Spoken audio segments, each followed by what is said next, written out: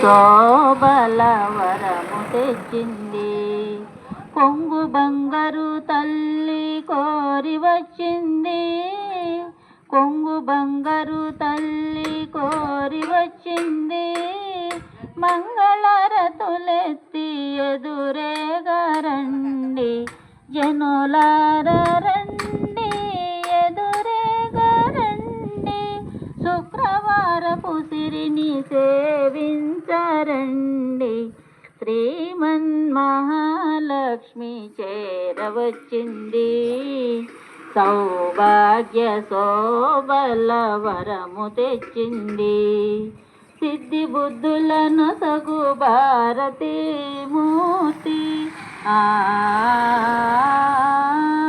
శక్తియుక్తులను సగు Parvati Murthy,